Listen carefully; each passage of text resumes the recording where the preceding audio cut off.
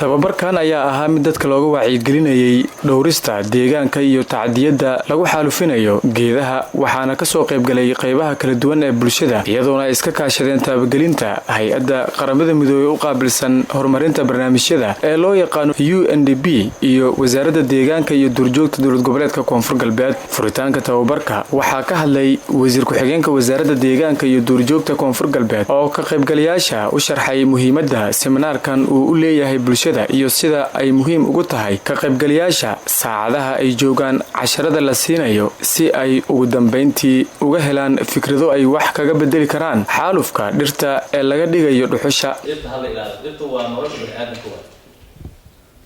bini'aadamka waa dhirta haddii dhirta la xaalufiyo dhirta la guro oo dhuxul laga dhigo oo geedaha la guro xitaa roobka kama imaanayo roobka daba yaraan xoolihii waxay cunayaan oo ma helayaan markaan dhirta aan ku dadaalno sidii dhirta loo ilaalin lahaa waxaan isku ognahay dhirta inaan ilaalino waxaan isku ognahay dhirta in la ilaaliyo oo waxay iska saarto gaar guud ahaanteena maadaama bulshadii aan ka koobannahay qaybaha kala duwan shirkina waa noo furan yahay. Kani waa mid ka mid ah ka qaybgalayaasha oo ku hadlaya afka odayaasha dhaqanka ee degmada Baydhabo oo cabiraya doorka odayaasha ay ku leeyihiin badbaadinta deegaanka. wasaaradda deegaanka maxalliga maadaama iyo hadal ay tahay muhiimadda dhirta muhiimadda deegaanka xaalufintiis dhibaatada sheenaw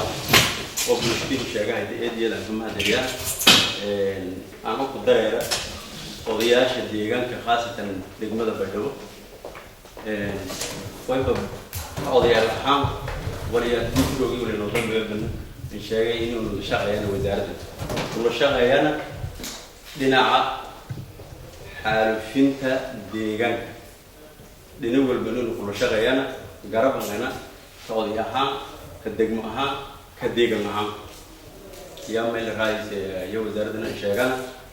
haweenka ayaa kaalintooda qaatay kuwaasoo ka mid ahaa ka qaybgalayaashii barnaamijka waxayna isugu jireen hooyo guri joogto ah iyo gabadh u dhaqdhaqaaqda deegaanka waxayna labadooduba cabirayaan sida ugu macquulsan ee looga gudbi karo dabargo'a dhirta deegaanka iyo kaalintooda ku aadan ka hortaga baabaa ku yimaada dhulka oo saameyn ku yeesha deegaanka.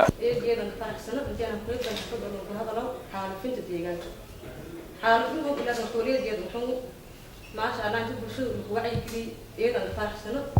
marwalba meeba meela raashin jeelantii oo wasaaradda gadaal si dabalaabta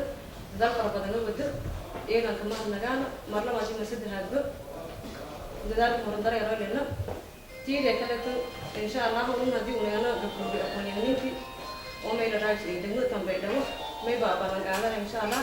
intuu markasta wasaaradda shaqeeyay mid ka mid ah xubnaha dhalinyarada degmada Baydhabo ayaa sidoo kale ka jeediyay halka seminaarka uu ka socday oo ahayd xarunta wasaaradda isla markaasna tibaaxay talooyin waxtar u leh deegaanka isagoona ka dhalinyaro ahaan soo jeediyay inuu haddii la fuliyo taabagelin kara ahdaafta uu xambaarsan yahay barnaamijkan.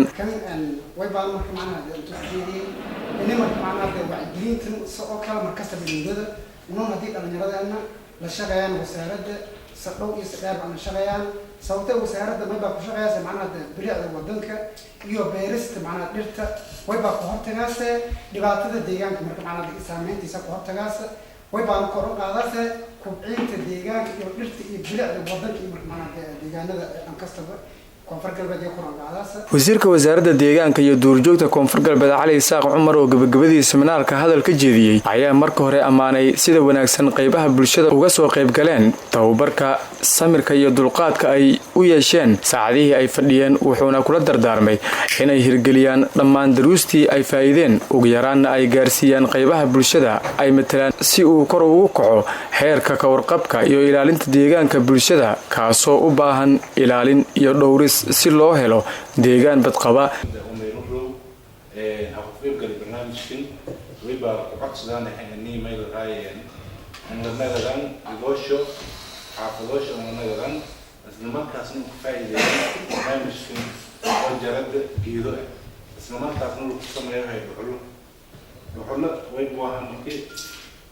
la sameeyay dhibaatooyin badan oo geedowga wadanka iyo xaalufisme dhibaato lama markii la isticmaalo wayba nagala seexan ani may rahay qiiq iyo